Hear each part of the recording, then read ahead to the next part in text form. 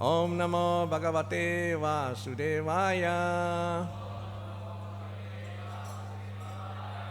Om Namo Bhagavate Vasudevaya. Om Namo Bhagavate Vasudevaya.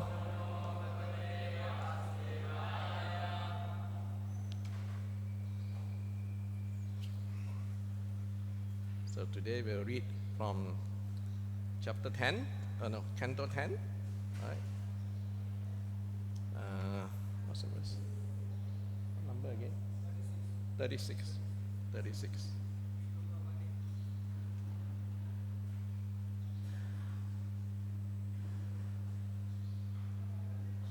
Chapter what? What's the chapter again? This is chapter 13. In the wrong book.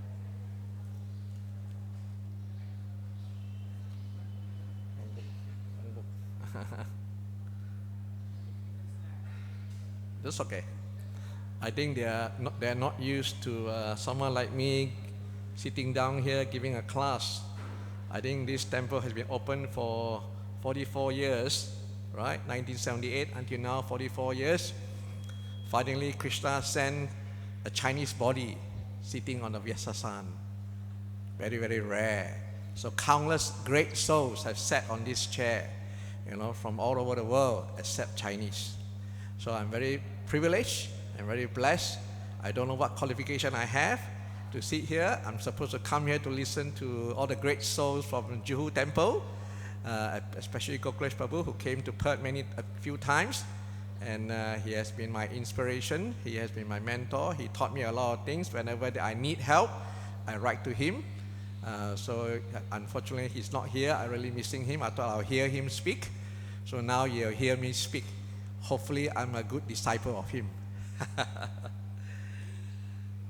Okay, we'll just brief through the first verse because there's no purport, and then we'll translate the second one. Okay, so we'll speak on Canto 10, Chapter 36. First is text 19. Nisamya tat boja pate.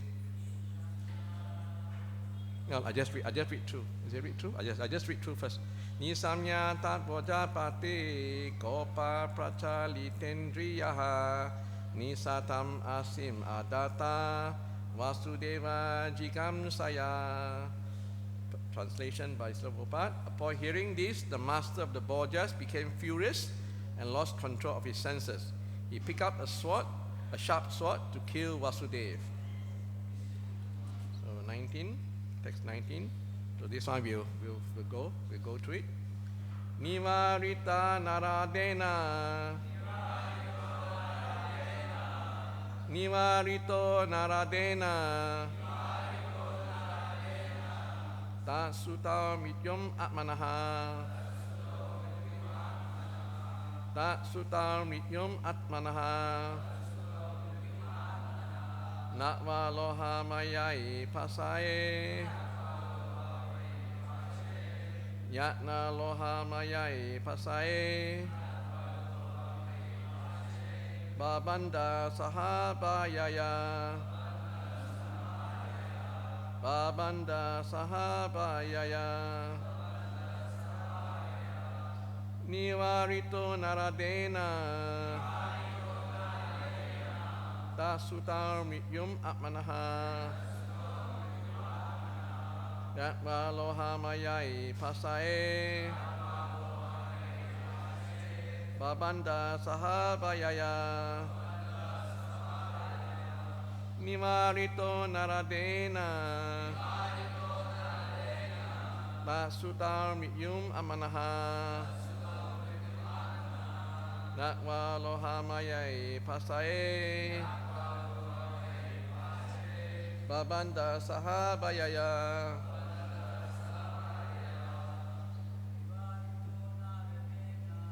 Narito naradena. Yom atmanaha. Natva loha mayai pasae. Babanda sahabayaya. Nivarito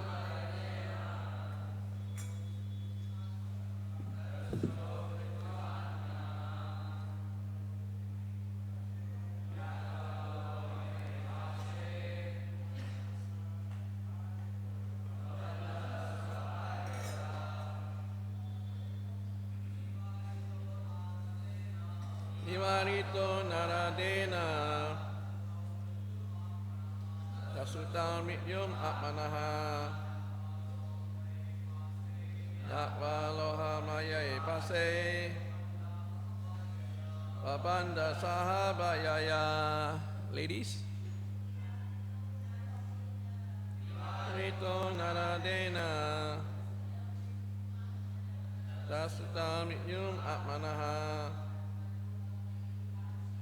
Yakvaloha mayai pase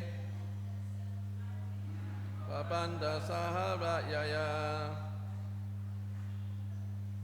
More? No? Okay. Nivaritaha.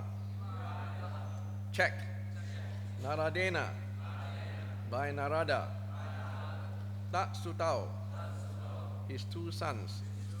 Mityum. Dead. Atmanaha. His own. Natwa. Understanding. Loha Mayae. Made of iron. Fasae. With shackles. Babanda, he bound up Vasudeva. Saha, together with Bhayaya, his wife. Translation and purport by His Divine Grace, A.C. Bhaktivedanta Swami Prabhupada Ki. Translation. But Narada restrained Kamsa by reminding him that it was the two sons of Vasudeva who would cause his death. Kamsa then had Vasudeva and his wife shackled in iron chains. Kamsa realized there was no use in killing Vasudeva, since it was Vasudeva's sons, Krishna and Balaram, who were to kill him. According to the Acharyas, Narada also advised Kamsa that if he killed Vasudeva, the two young sons might flee, and that it was therefore better not to kill him. Rather, Narada recommended Kamsa should bring Krishna and Balaram to Kamsa's capital city, Mathura. Srila Vishwanatha Chakravarti points out that Narada did not act inimically toward the great devotees Vasudeva and Devaki when he revealed this information to Kamsa. In fact, as explained in the 11th canto, Vasudeva was grateful to Narada because he was arranging for Kamsa's death at Krishna's hand, and further arranging for Krishna to come and live in Mathura, where his loving father could associate with him.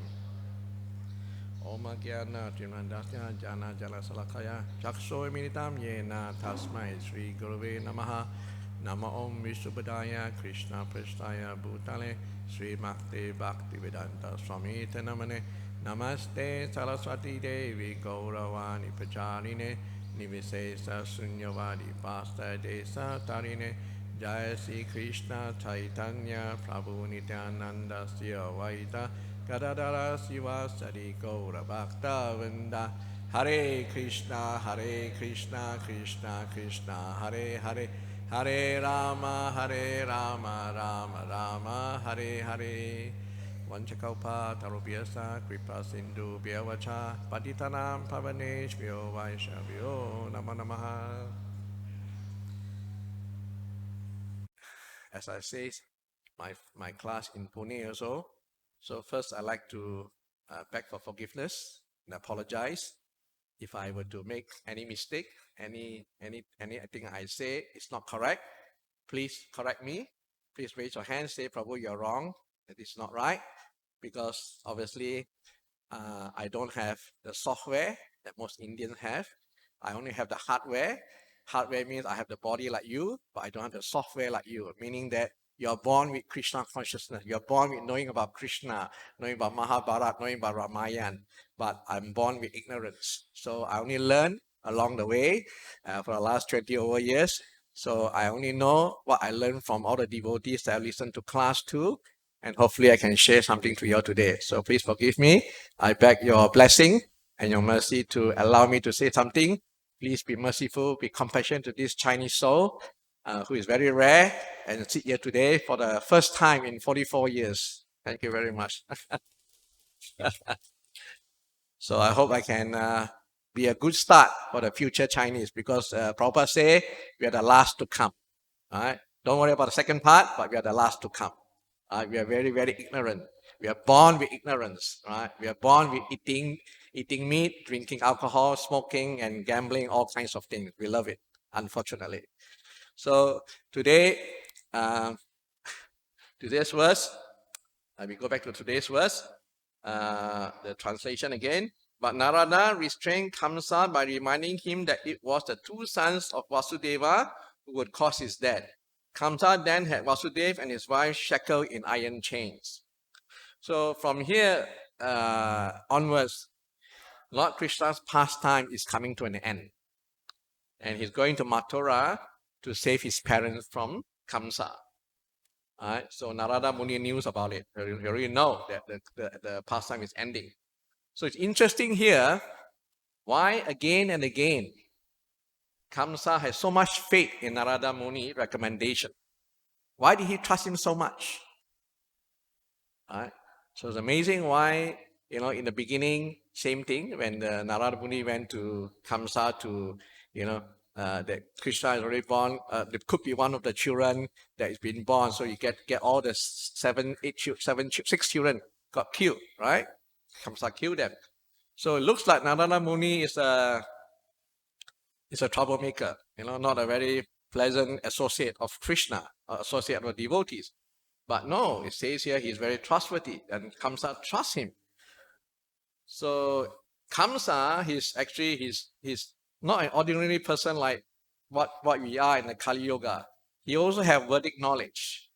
When he was trying to kill Devaki after hearing the prophecy from the sky, Vasudeva tried to persuade him initially with Vedic scriptural knowledge, saying that you're not the body, you're the soul, you don't die and all that. So he knows that, right?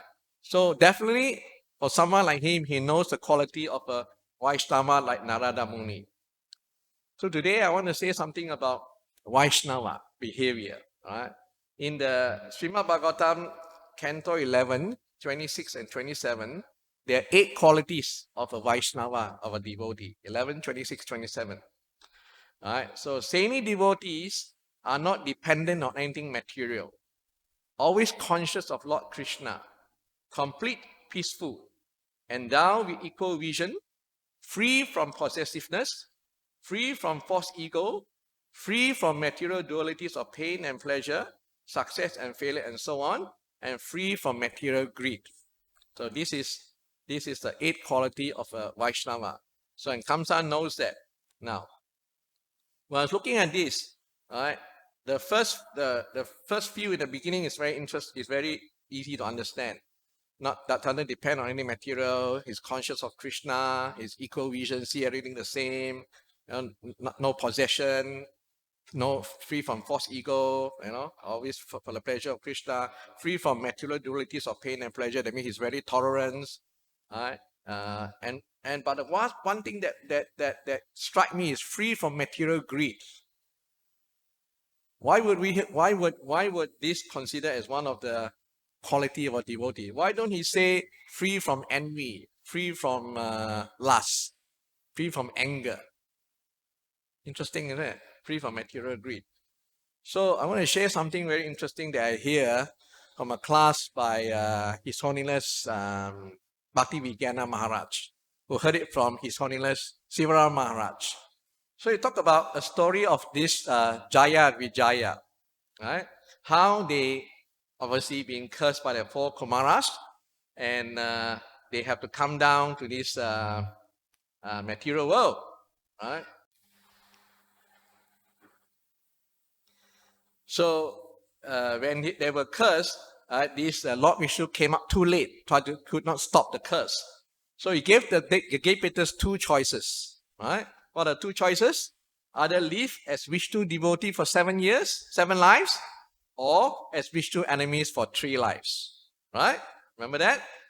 So the gatekeeper Jaya and Vida chose to be enemies because they can't bear the separation from the Lord for too long.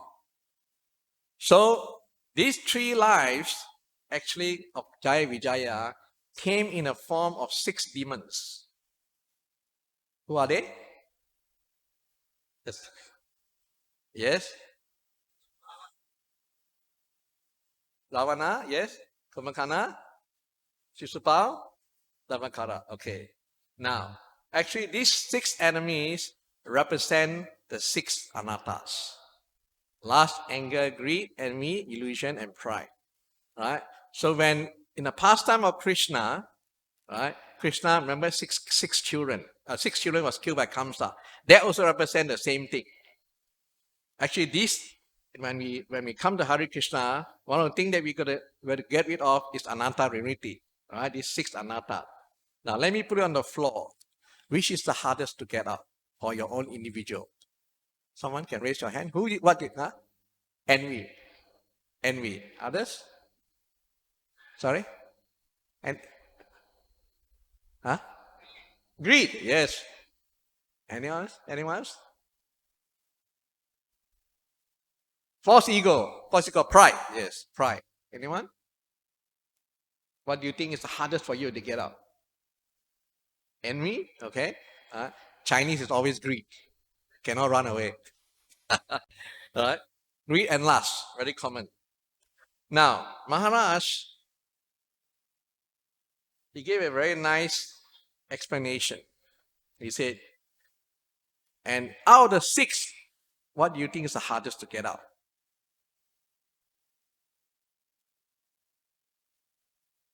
What do you think? Out of the 6, lust, anger, greed, illusion, pride, and false envy, what is the hardest to get out? Huh? Lust? Anyone? Envy? Anyone else? Envy? Lust? Pride? Yes. What else? Ladies? Don't be shy. Ladies also have that. All of us have that. Anyone? Anyone? What's the hardest to get out? Okay. No? Okay. Now, Maharaj explained very nicely. These 6 demons each represent one of the heavy anatta. The first one being killed is who? Hiranyaksa. Right? So what does he represent? Greed. Right? Second one? Hiranyakasipu. Okay. So, let me explain about this Hiranyaksa. Hiranyaksa is the one who has golden eye, and in other words, he has gold in his eyes, and manifests greed. And actually, that's the first thing you should kill or to get rid of in your spiritual life. Okay? The second one, why he say that? Hang on, why he say that? Right? The demoniac quality of greed for material enjoyment is our first cause of hindrance for our spiritual advancement. This is a foundation of our existence in the material world. Practically everyone in this world has some greed. Cannot run away with it. Even if a beggar, you give him, he's supposed to be the whole day, he get 100 rupees. If you give him 100 rupees, he won't stop begging. Correct? For a businessman, I share with you one funny story. I run a business in Malaysia. I run a jewelry business. And I met a businessman who sell handbags. He was very successful in the first 2 years. He made $1 million, he said. He has 3 or 4 shops. And then we were talking to him. And he said that, if I make $2 million, I'll retire. So 1 million is not enough. That was 20 odd years ago. It's not enough.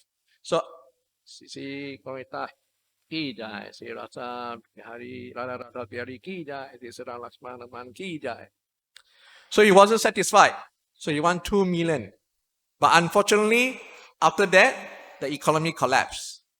Within 1 year, his whole business is finished. Gone. So he had 1 million. He said, I make 1 million already, but I'm not satisfied. That's Chinese. We're very bad in that. So the first thing we have to know how to control in our spiritual life is to stop being greedy for material. This is our first hit That's why when we fell from the spiritual world due to envious of Krishna, the first thing is we become greedy. We see so many things, so many glitter, we get caught up with it. All right. Once you attracted to all this, then you're trapped. What's the next trap after greed? Who's the next one? Krishna killed? Hiranyakasipu. What does Hiranyakasipu represent? Pride. Right? So when one get money, when one is wealthy, pride comes in. Right? I got money now. Right? There's a Chinese saying, 有錢使得鬼推車. You don't understand. Means that you have money that nothing can stop you, nothing can pushes you. Not even a ghost can push you. That's what it means. Right? So next one is pride. After that, what's the next incarnation that killed the next demon? Ramayan, right? Ramachandra. Who does he kill first? Kumbhakarna. What does Kumbhakarna represent? No. Illusion. Because he's always sleeping. So when you are greedy, you become become proud, and then you're in illusion. So he's famous for sleeping. One devotee was giving a class. He said there's a demigod that takes charge of sleeping. When Kumbhakarna wake up from his sleeping, she felt very sad because no one is sleeping and no one is worshipping me anymore. Then this devotee said, don't worry. During morning Bhagavatam class, many people will go to sleep. You'll catch the joke. Okay, Kumbhakarna is the third one, illusion. What's the next one? Ravana. What does Ravana represent? Lust. Yes, very famous, this one. So next, right? Remember, greed, pride, illusion, and then lust come in. Lust doesn't necessarily mean lusty for women. Of course, part of it is that lust means strong desire to want something. Right? So when we may have money, we are proud and we are illusion, we want what we want. Right? So this is it's going to pull you further down. So from the subtle part, become more from the gross part, become more and more subtle now. So next, what's the next incarnation? Who did Krishna kill? Sisupal. What does Sisupal represent? Envy. Alright. So this person is very envious of Krishna. And the last one that Krishna kills? Dantavakra. And what's that Dantavakra represent? Anger. So from these 6, Maharaj say, from start with greed all the way to anger, the hardest to get out is anger. Alright. All of us have some anger. Whether you are a little child to all the way to old age. A little child doesn't get anything, they get angry. An old man, when they go to hospital, they cannot get what they want, they get angry. Even though they are already old. So that thing cannot get out. So this 6 is something that is capturing us. So that's why when the 8 Vaishnava quality, the first is greed. Now I can understand why he said you have to learn to get out of greed. So it's interesting to start with greed and end with anger. So unless we kill all the demons, including anger in our heart, we will not meet Krishna. Remember, Krishna have to kill 6 of them first. The 6 of them killed by Kamsa. And then what the next one come out? Balaram. Right? So then only you can get a guru. So you can get rid of these 6 anatta before you can get a guru. Then only you get Krishna. Right? But Chaitanya Mahaprabhu is very merciful for people like me. Not for you. You're special. Indians are born in India are very special. For Chinese, can sit here very fortunate because of Chaitanya Mahaprabhu. That's why after that, the 2 demons, Jaya Vijaya, came as Jaga and Madai, they were not killed. Right? They were not killed. They were liberated. They go back to Godhead. So that's how people like myself, who are Malecha, who are ignorant, were able to come in because of Chaitanya Mahaprabhu, because of the chanting of the holy name. So all glories to Sisi Goronitai. Very, very merciful. So that's why I'm so fortunate to have met devotees, to have met Srila Prabhupada, and also to know about Sisi Goronitai. Right?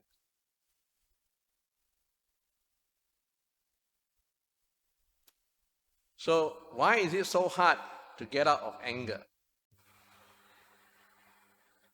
and even envy.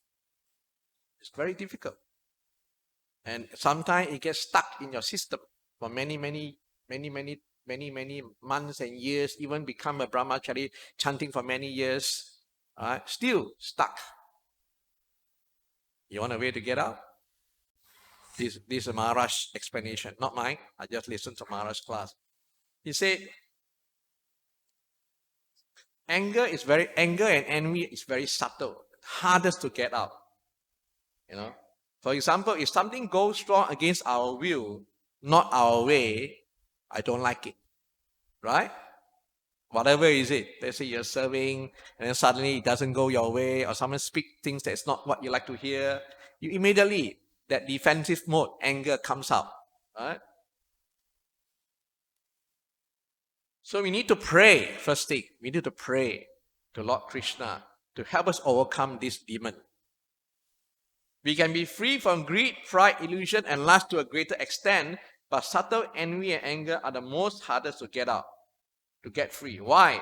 Because this is a manifestation of our desires to be in the center. Subtle desire to be like Krishna. See, as you progress in your spiritual life, you will become more and more famous. Just like I feel I'm very famous now sitting here. Right? Very, very dangerous. Very dangerous. People bow down to you, people say things to you, touch your feet and all that. Tell you, it's no joke. Very scary. Alright? So it will happen to all of you as you progress your spiritual life. Today you might be wearing yellow. Next thing you're wearing white. After that you're wearing orange. And after that you're wearing sannyasi. So you will grow from here. And people will worship you. People will praise you. People will glorify you. And that's where the danger comes. Okay? Alright? Because we want to be like Krishna. Everyone should see me as the best or the center and recognize how great I am. Until then, we will remain in this material world if we behave like that. So we have to beg and pray very hard to Krishna to finish all these enemies and demons in our heart. We want to get rid or cure of this last demon of anger. First, we need to show our desire to get rid of it. You must show a desire you want to get out. See, as a devotee, when we practice Krishna consciousness, we will see when anger comes up. We will see ourselves a bit more clearly than we are in Kami. When I was a Kami, I get angry. I don't care when you're just angry because you just do it. You get angry, you get angry. But when you're a devotee, you realize this is not good. This is something that you have to experience, something that from your past, something that you have to understand what is going on, what's the lesson learned. Otherwise, you just blurt out your anger, and then what happens? A reaction will come. Okay? So, one of the things is that you must do it as a daily sadhana. And conscientiously develop this kind of sadhana, thinking, I want to get out, my dear Lord. I pray to you, please help me to get out from lust, anger, or whatever that is disturbing me. And the second thing is that you have to learn to be friendly to everyone, whoever they are. Okay? Friendly. Especially among devotees. I know some of you, brahmachari, you're all staying together. Right? 4 or 5 of you together. Right? So do you know who is the toughest person that gives us the most problem wherever our situation is? In Grahastha life, you know who give me the most problem? Do you know? Who gave me the hardest time? You don't know, you're not married, huh? Ask the lady, they will know. Of course, she's your own wife. She'll give you the hardest time, including your children. So until you see she representing Krishna, you will never get out. You'll fight with her. So for you, the hardest time will be your own members in your room. They are the closest to you. You sleep together, stay together, eat together. They are the ones they're gonna cause you headache. So if you learn to appreciate, learn to understand their situation, learn to understand their desire, then slowly you live together, work together harmoniously, and then be friendly with each other. Then you will grow nicely in Krishna consciousness, and then you'll be And then you can expand from your group to other group, and then it will be a very nice yatra. Okay? Okay? So these are the few points to start off with. Now, so that's why Kamsa had faith in Narada Muni, and trusted him. Because he knows Narada Muni is a real sadhu, doesn't want anything, and feel that he's a well-wisher to him. How intelligent and clever is this Narada Muni, isn't it? Right? He knows, even though whatever he speaks sounds like he's harming Krishna and Balaram, right? Telling him to, hey, they are there in the Vrindavan, go and kill them. They're right there, right? But Narada knows Krishna cannot be killed. Krishna is invincible, right? Krishna will win. Even you fight with him, Krishna will win. So Narada Muni has, what's the quality of Narada Muni? He knows the past, present, and future, basically. He knows, full of knowledge. He's full of Satchitananda, just like Krishna. That means he's eternal. He knows he has all the knowledge, and he's always happy. So we are also the same. We can be like him. We can learn to become like Narada Muni. So today I'll follow on with how to be a person like him. See, when I was growing up, like, in sports or in life, I always look towards following the best of the best. Quite normal, isn't it? Right? So if you play tennis, I don't know whether you all play tennis here, we like to see Roger Federer. He's the best. So we like to see how he plays, and then you learn like him. And then obviously, as I go to Australia, I learn about cricket. Then you start to see, all the great players. You like to learn to be like Sachin Tendulkar or Virat Kohli, right? Learn to be like him, right? And like in soccer and football, you learn to learn by Ronaldo, right? So that's why these people get the most sponsors, by the way. So we like to follow someone great. Right? So in spiritual life, it's the same thing. Right? Krishna empowers different personality to do great things here. So we can learn and strive to get to their level. Not necessary to imitate them. Right? People like Haridas Thakur and others, not to imitate them, but learn, ask, listen, and most importantly, observe their great qualities, and then apply their qualities into our lives. What is the main problem? The main problem is we tend to look at their worst quality, then magnify them, and then continue to criticize to the point that he's a hopeless person. Now, why we like to do that? In the outside world, we all like to do that. But here, slowly, we are changing. We don't criticize as much. But still we have. I can speak for myself when I first started because of my kami mentality. When I see something not good, something not correct, I like to pinpoint, like to correct, like to criticize. Right? Why do we do that? You know why people like to do that? Because we feel good. We feel good talking about their bad qualities. In fact, we enjoy doing it. We feel good speaking bad about other people. We want to feel that we are better despite we have bad quality also. We feel good. We feel better. And we feel we have the upper hand. Because if we talk down someone, right, people will like us more. I'm more. See, I'm better. See, he's not so good. So this is quite common. But unfortunately, it will ruin our spiritual life. And some eventually leave Krishna consciousness due to this criticism. Not because they leave. It's actually because Krishna is not inspiring them to be within the devotee circle due to his behavior. I've seen in my temple, in Krishna consciousness, Hare Krishna temple in Perth, devotees have been a long time and suddenly they disappear. Don't come for a long time. So wondering why. And then you talk to them and say, oh, this person, that is. Then they start saying all their problems. They're, oh, this person like that, that person like that. Then actually, yes, there might be some truth, but in the end, Krishna doesn't like when you criticize devotees. Now, devotees are very dear to Krishna. Right? So that's why when we criticize, we don't have a chance to go back. Because when you go back home to the spiritual world, if you behave like that, Krishna will say, give him a big headache. Right? Because everyone in the spiritual world are loving, caring each other, all love, but nothing but love. But if you go there and criticize Radharani, criticize Vishaka, criticize, Lalita and all that, what do you think Krishna will do? Oh my goodness, why did I bring this person back? So, criticism should stop. I give you a nice story to back up this criticism. So this is a story about a king who is giving a feast to his citizen, giving a big feast. And somehow, somewhere near the forest, there's an eagle flying, and he saw a king cobra. So he came down and attacked the king cobra and scooped him up and killed him basically. So as he was flying out and going away to his nest, the eagle with the cobra was going to all the place where the king was serving the food, prasadam.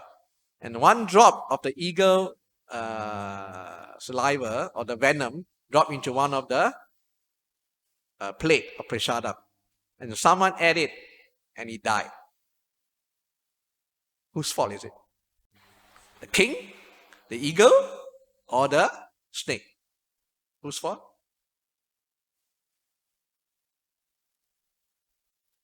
You heard of this story before? No? This was given by Gauranga Prabhu. Right?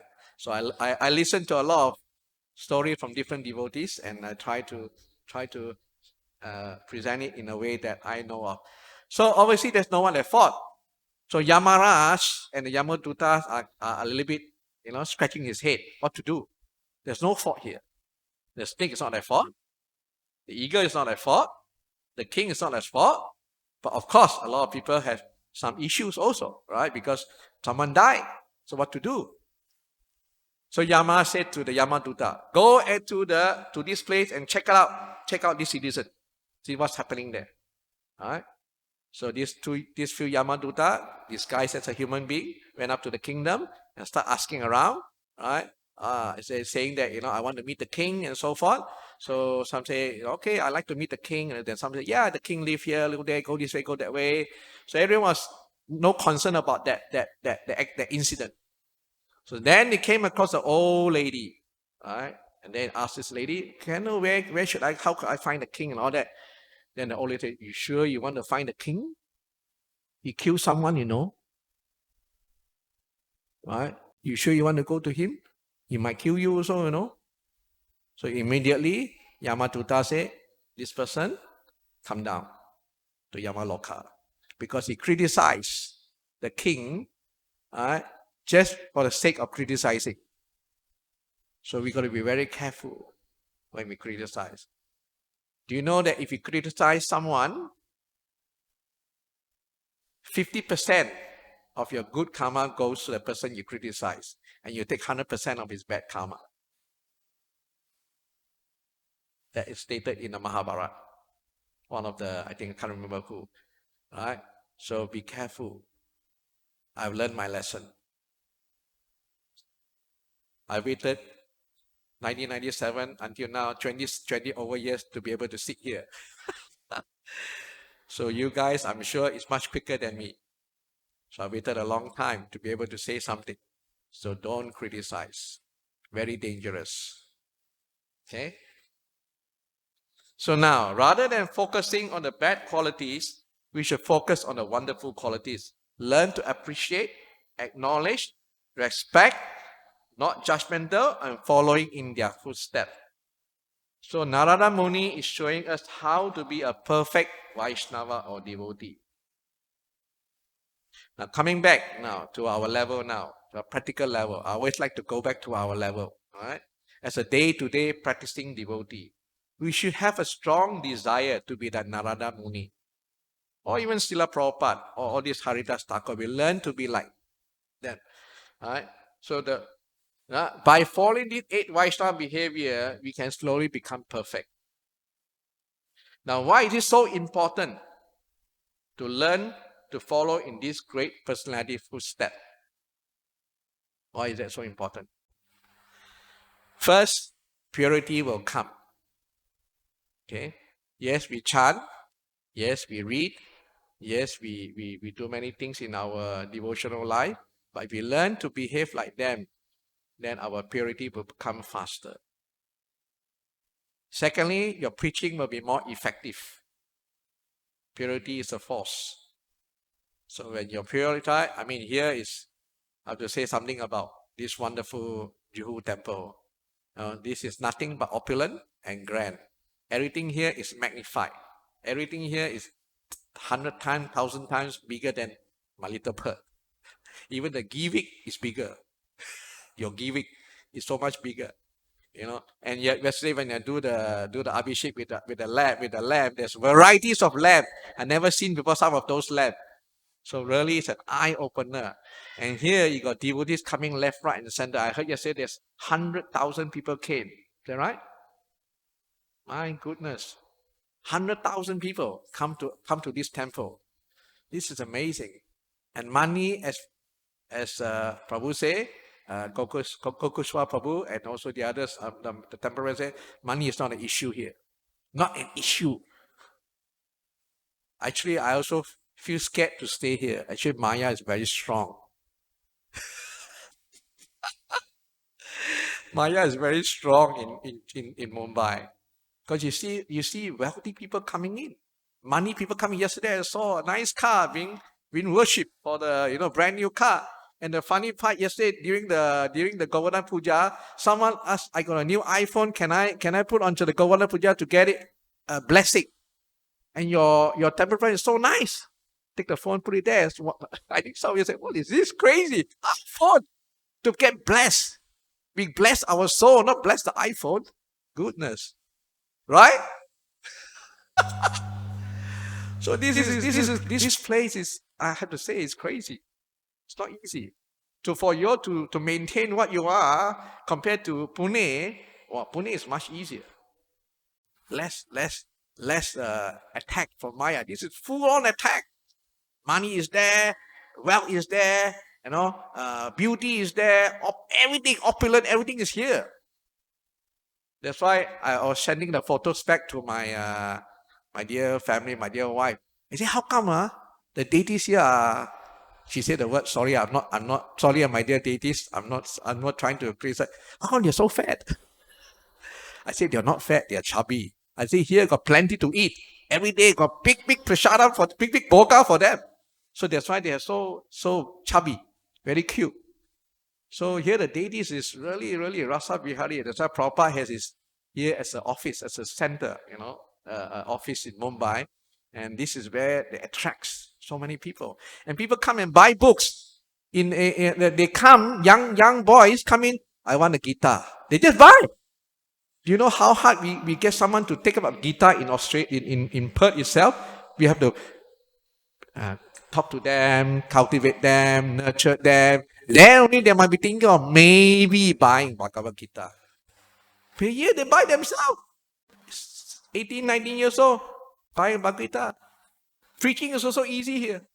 My goodness, this is an amazing place, man. It's an eye-opener for me. My first time in Mumbai, I really, really see, this is too great. So I would say Prabhupada is so great. And I'm so honored, so privileged to know of you, and especially Mukunda Madhav Prabhu also. He's always smiling. He's always smiling. His teeth are always showing. I'm very happy to see him. And he doesn't say much. He just does his job. PhD, wow. Please forgive me if I offend you in any way, Prabhu. I know you're one of the big shot here. So for me, I always observe. Whenever I go, I observe. I see the devotee and all that, and learn to be friendly to everyone, because I'm a minority. Chinese is minority in Krishna consciousness, so I cannot ask for more. So to have association of you, I'm already very satisfied, very happy. So thank you for your association. Very happy here. So by following great personality, we become pure. Preaching will be effective, and Srila Prabhupada mission will continue to grow, definitely, and it's growing. One devotee is telling me yesterday, he said that there's too many preachers in India already. I must get out of the country. And that's true. You need to get out. That's why Koklish Prabhu is going out. Why? Because outside need more. That's why Prabhupada said, that's why Prabhupada spends so much time in Mumbai. I heard he spent quite a lot of time in Mumbai itself. He said that I was one day I heard the story that he has so many disciples in the Western world, America and Europe, but yet there's only 20 devotees, but he spent the most time here. Why? Because he knows if he preach nicely to the Indian devotee, because they got all the software. As I said earlier, they're easy for them to pick it up, and then they can go out. And there's now so many of you are going up. Patiya Samta Maharaj, right? Kokresh Prabhu, so many going out to preach, and they're helping us. Chaitanya Charan Prabhu, helping us. Because we need people like you to come and give us. See, Prabhupada give, right? The knowledge that Prabhupada gave is a little bit more simpler for the Western people in the old days. So, but we also, as we progress, we want to know more things, right? So that's where you come in. You have all the scriptures in your hand. Because you know the language. You just read and then you tell it in English. So easy. So you are very important, okay? But more important, I want you to help me. All right? I can see there's no Chinese coming here. But I know there's Chinese in Mumbai. Are there Chinese in Mumbai? Chinese people, Chinese body in Mumbai? I'm sure they are. Well, wherever there's business, there's money, there's always Chinese and Indian. Cannot run away. Where there's Chinese, there's always Indian, because we all love money. We all live in Perth, same thing. There's Chinese, there's Indian. So I just beg you, preach to the Chinese also. Don't hesitate. Don't think they're difficult. All right? But don't bring them to the temple first. They get scared. Just give them a prasadam. Prasadam, very good. And don't give Indian prasadam. Just like ladu or don't. Give something a bit like cake and all that. Something a bit more westernized type prasadam. They like it. If you give all this Indian stuff, they will say, this is too sweet. And they're not used to it. Give them something they like and give them opportunity. We are already the last to come, so give them a chance. They will not come, they might not come this time, but at least plant the seed. So I beg you to help my species. We are horrible. We are so ignorant, right? We are born with so much ignorance. So we need your help. Not Indians coming easier, right? As I say, they just come in, they just buy. But Chinese will not come in and buy a book straight away. When I first met Hare Krishna, I was staying very far away, watching what's going on. That was back in the 80s. I was in Melbourne. There was this Harinam going on. And I said, they're singing, ching, ching, ching, ching, ching, ching, Hare Krishna. And then everyone, they walking past, all white people. No Indian at the time, in the early 80s. So, wow, what is this? White Western people, white people chanting Hare Krishna, chanting Indian song. I don't know what is Hare Krishna then. No? So, Westerner has come. Indian definitely will come. But Chinese, please help. Prabhu, I know you're professional. Guide your team to specialize in that field, Go out and then continue to... Chinese, you just need to nurture them. Get to know them, be a friend. You don't have to do so much. Just make sure they get prasada. And then a little book. You don't need to bring them to the temple. They get scared when they come to the temple. They run away. They won't come back again.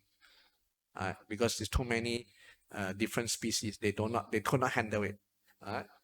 So we got 3. One more I want to share before we close off. So we got purity, we got preaching. Prabhupada will be happy, and then other people will listen to you and seek your association. Right? In Bhagavad 3.21, it says, whatever action is performed by a great man, common men follow in his footsteps. And whatever standard is set by extraordinary act, all the world pursue. Just like some of you young brahmacharis living the temple, by learning and following the footsteps of advanced devotee, you can inspire first your family members, not only to accept, but to even join and become devotees. And you actually helping them return home back to Godhead. Wonderful, isn't it? I was in Pune. There was a few cases I hear that their parents are not favorable. They become brahmachari, their parents not favorable.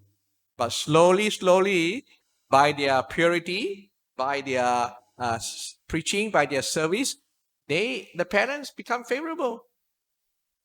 In fact, they in the end join. They become devotees. And now the parents are helping in the temple, doing seva. So what wonderful. So now I share a little bit about China. It's okay? So China, very slow. No temple. Everything underground. Cannot be like this. Forget it. Kurta, dhoti, sari, also forget it. Tila, forget it. So everything is underground. Very difficult. But they are going on. So one day when they open up, they could be the next Russia. So they are also having problems. Their problem is more onto very strict following the rules and regulation. See here, 90%, Mataji probably 5%. 90%, 95% is Prabhu. There, 90%, 95% is Matajis. You know why? They come in very strong, very heavy. They love it. They follow the process. And then after that, they stuck to the rules. No gambling, no meat eating, no intoxication, no illicit sex. So I tell the husband, now I follow this four principle, you must also do the same. The husband cannot stand it. Not ready. So they're very rigid. So over the years, not many Prabhus come, not many Grihasta. So I was given a task. I didn't know it was a task until I realized now. My guru, I have two guru actually. One is my initial guru, which is His Holiness Tamal Krishna Goswami. I took shelter, was about to get initiated, but unfortunately he left the body. So he gave me an instruction.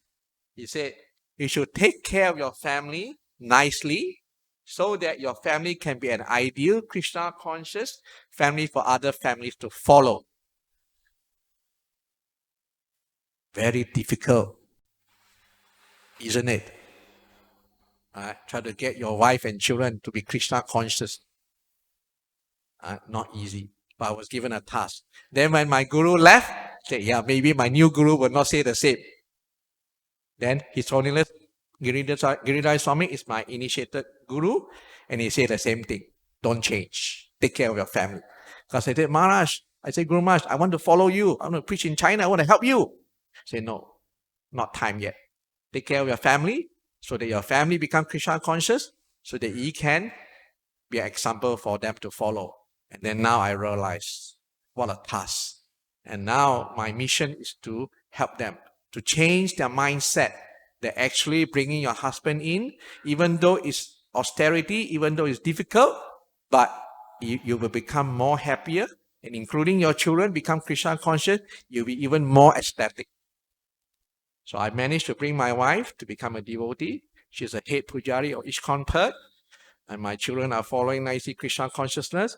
I have nothing to ask for, and that's why I can travel to here. I come here supposed to take from you guys, to understand, to learn from you guys. I told my wife, I'm going for a pilgrimage. Please let me go. Let me to become detached so that it's benefit you also. She said, okay, go. So I started with Vrindavan, and then Pune, now Juhu, next is Chowpatty. I'm coming here to learn because I have nothing to give. I don't know what to give. But somehow or other, Krishna has his plan. He said, come and sit here.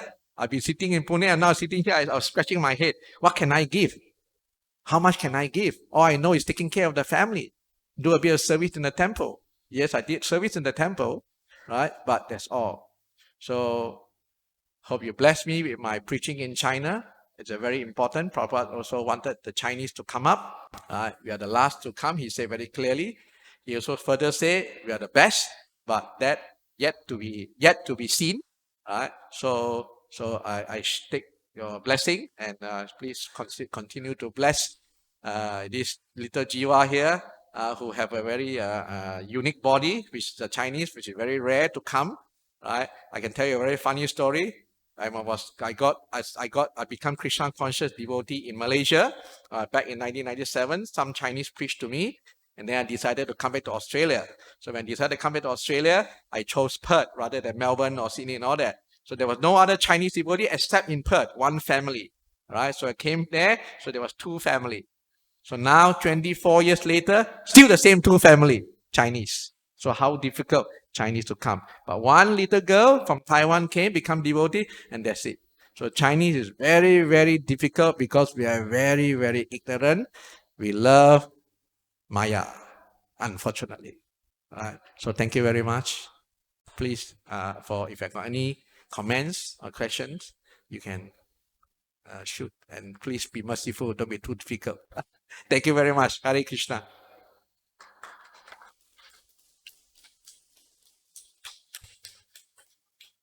Any question, comments? Yes. Focus, Prabhu.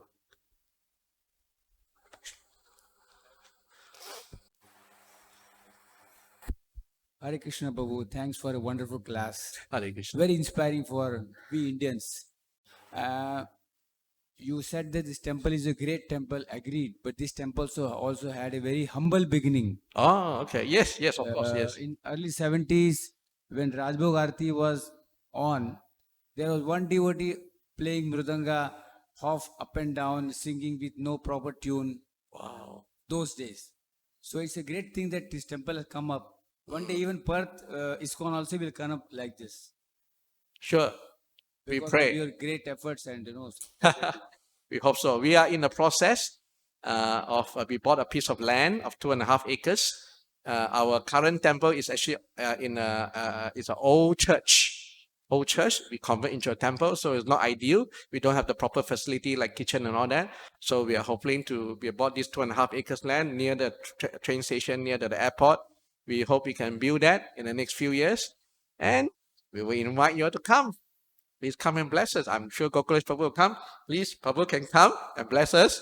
And of course, Gokulesh Prabhu can come also. Shri Gahasa. Any brahmachari can come. Hopefully, we bless us to make it happen. It's not easy, but hopefully it will happen. And by proper mercy, it will happen. Can you please tell in short, you said some Chinese devotee met you. Can you please tell in short how that devotee preached to you? Who inspired what? Well, see, I have my family is in a jewelry business. So when I left Melbourne, I went back to Malaysia. I helped my father in the business. I was doing I did very well for him. And then greed comes in, obviously, and I obviously started a new branch. So when the new branch opened up, it was in a shopping center, right? So there was, normally in Goldsmith we don't want too many. Too many means too competitive. So I was thinking maybe 3 or 4 would be good. But when we opened, there was 8 shops of Goldsmith. So it was really tough. So my dream of becoming wealthy immediately died. So, and then I was working 7 days a week, 12 hours a day. What a life. Trying to be rich. Trying to be greedy. Right? So, and then in the complex itself, there was a devotee who had a sports shop. So we became friends, right? So because I was quite free because there's no business. So I'm running around, talking, and then I chat with him. And then he said, "Oh, I'm a Hare Krishna." Oh, Hare Krishna. Somehow or other, the memory of Melbourne, the Sankirtan, the Harinam came back. Oh, I met them before. The white people were chanting on the street. So that sort of make the conversation a bit more easier. So and then he started talking to me about Arjuna, Krishna, being a vegetarian. I said, forget it. What vegetarian?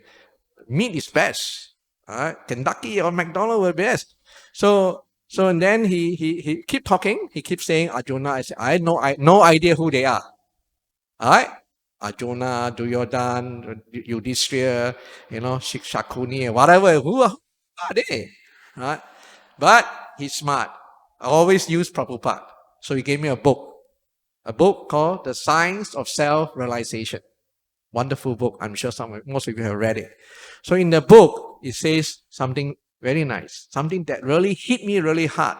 He said, you will get involved in family life, you get involved in a family business, you have children, and then you cannot get out. I said, wow, that's me. I got involved in family life, I got involved in business, I have children, now I cannot get out. So how to get out? He said, chant Hare Krishna and be a vegetarian. So I said, okay, chant Hare Krishna. So I start chanting. And then I told my wife, I want to be a vegetarian. From now on, you cook whatever you want to cook, but make sure you have some vegetables for me. That's it. But the miracle comes, actually not to me, but to my wife. So what happened? Then we had, my friend said, come for a program. Namahata. With those days, there was Namahata. So those programs are very important. Whether it's Bhakti Riksha, Namahata are very important. So we went to this Namahata program run by Chinese. Right? So to go there, wow, very nice food, very, very tasty food and so forth. And then after some time, that my son, you see, again, Krishna's arrangement, had to have an operation. He had to have a hernia operation. Right? He had one when he was 1 year old, and now he's 6 years old. He need to have an operation on the other side. So immediately, my wife, being loving mother, said, mother, love children is very powerful. So worried something can happen to the son. So when he saw a lot of these devotees who were in the group wearing Kunti Mala, right, Tulasi. So they said, what? Then they asked, what is for? Oh, this will protect you. Protect. So my wife said, yeah, I want one for my son to wear to protect him from the operation. So my son, who is 6 years old, somehow or other tell my wife, said, Mom, if I wear, you must also wear. Alright? So love, right? So the son wear, say mother wear, okay, I wear. Then the devotee who runs the program, Mataji, if you wear Tulasi, you have to become vegetarian. So say, okay, vegetarian. So then my job become easy. So my job became, then I came in, become easier then. My wife started learning to cook vegetarian, turning all the meat dishes to vegetarian. She's a good cook because my father-in-law is a chef. So she learned a lot from my father-in-law, and she's a good cook. She also teaches cooking classes in Perth. So hopefully I bring her to China for preaching and help in the cooking. I do the preaching. So, and that's how we become Krishna conscious. And the strongest faith came in from the birth of my second daughter. Can I share this one last story? So from the birth of my second daughter. So when I became devotee, partly it's because of anxiety from business, could not become rich, and the other anxiety was I wanted another child. I want 2 children. Right? Hopefully a boy and a girl. I got a boy who is 6 years old. I wanted a girl.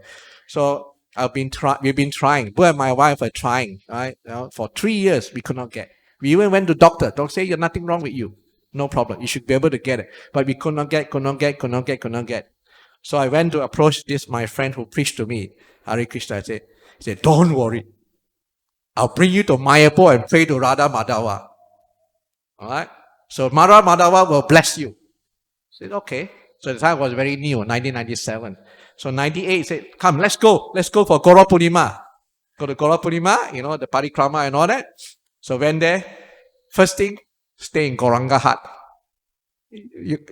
Some of the old ones will know. You know Gauranga Hut? Anyone you know is Gauranga Hut? You know, Gauranga Hut is in the early days in Mayapur. They have a tent, and you sleep 10 people inside a room, and they got mosquito net. Among 10 people you sleep. So at night you sleep, even though you got to wake up early in the morning, a lot of snoring going on. So, jeweler, a bit upmarket. Wow, this is tough, man. But anyway, I went through it. And then next morning, wake up to take a bath. Hey, how come no cover, open air? Open air bath. And you pump. So this is for me, for people like me, right, who come from even Malaysia, it's out of this world, right? Pump water, open air shower, right? So anyway, went through it. So okay, so went to Radha Madhava, my dear Radha Madhava. My friend say, come here to pray to you. If I pray to you, you give me a child. So I say, my dear Lord, my dear Radha Madhava, I want a child with my wife, but not only want a child, I want a daughter. So I'm very specific to Radha Madhava. So I say, okay, my friend say, I can trust you. You will give me. So anyway, so remember, 3 years, no children. So that was in March, right? Gaura Purnima in March. And then in June, we decided to leave. Everything went well, especially when it comes to the finance, money-wise. Krishna really take care nicely. And then went back to Perth in June 1998. And then in September, my wife pregnant. And then in June, in 1999, I got a daughter. So I say, Radha Madhava, you are powerful. So the faith grows. All right? The faith in the Lord grows. And that's why the Chinese are the last to come, are the last to leave, because when we know something is so good, we won't let go. We will never let go. Even if we are down, even so many years, Krishna put me so much pain also in different ways, but you cannot let go. This one you cannot let go. If you let go, then we know what we have lost. That's why the Chinese knows. When I was preaching in China, right, the one devotee, practicing Krishna consciousness, he said he get to know about the knowledge of Krishna consciousness. The next day he chants 16 rounds. Next day, 16 rounds. For 4 hours until the tongue got pain. So imagine, Chinese like Russian. They come hard. At the moment, it's because of the suppression from the government. The government don't allow religion to grow too fast. Because they're afraid if we go too fast, they scared there will be problems. So they can only allow small. Krishna consciousness in China is no problem at the moment because we're very small. Probably the most over 2,000 devotees. That's all.